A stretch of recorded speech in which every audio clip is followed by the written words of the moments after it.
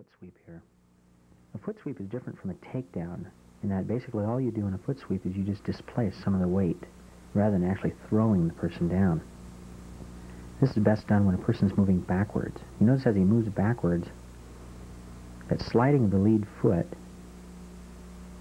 he doesn't have all that much weight on it. You just pop it, push him over a little bit, and you get the guy.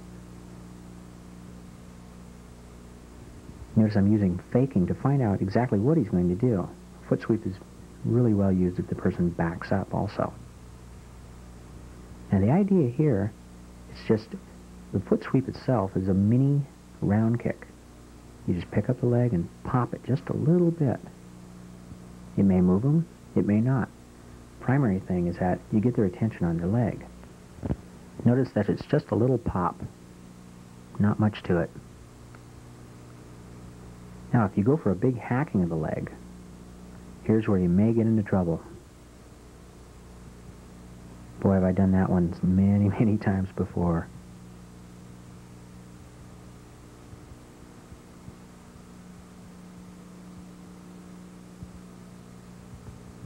Now I try and set this up off of what I call a mobile base. A mobile base is just basically when you're moving rather than sitting dead still. You move around, you get the guy a little jumpy, especially the guy that backs up. You fake him, move in, he moves back, pop that leg, grab and punch.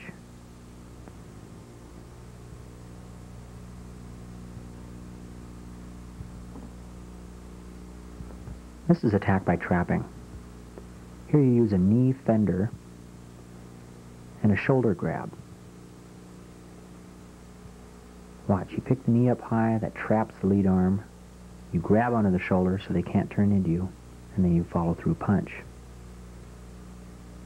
Move up, slight hop in, bang, over the top.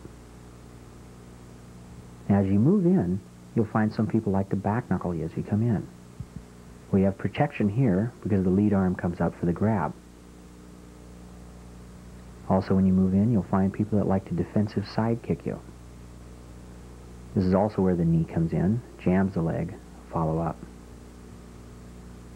This is also good against a defensive reverse puncher. You pick the leg up and you cover it. Follow up with your own maneuver. You can use this right off of an initial move. Just a very fast takeoff, explode on the person, jam them up, and punch. Now we're going to get into some throwing. The first method of balancing is repositioning the upper body so that it's out of alignment with the base being the lower body. Notice what happens when you tilt somebody forward. They go off balance very easily. So the technique here is moving in, faking the back knuckle, grabbing, tilting them forward just slightly, and then popping their lower leg, pulling them down, and following up with a punch.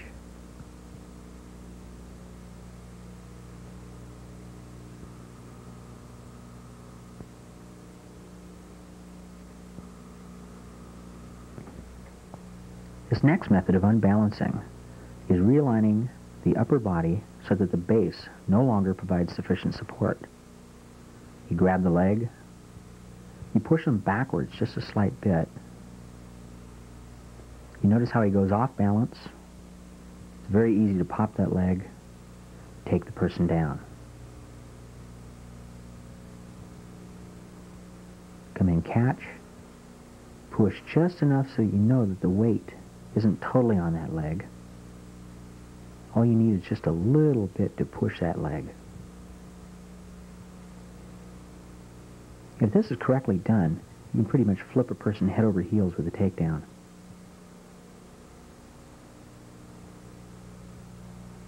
Another way that you can do this is move in, and rather than leg sweep, is use your upper thigh to pop their upper thigh, and that'll provide pretty much the same type of motion to knock the leg out from under them.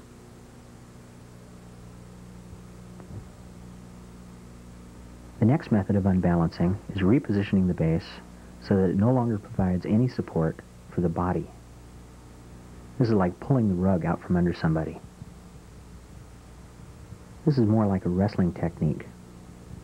Person comes in, side kick, you cover their spinning back knuckle, and then do a rear leg cut. Watch how the technique is set up. Your opponent throws a side kick, you turn them, they go into a spinning back knuckle, you just grab the waist, you sit down behind them with one leg outstretched, and you just roll right over on top of them.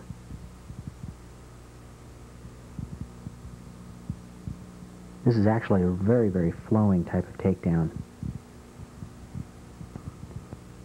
It's very effective since most karate people are not used to any kind of wrestling techniques at all. This last method is getting the body to follow a single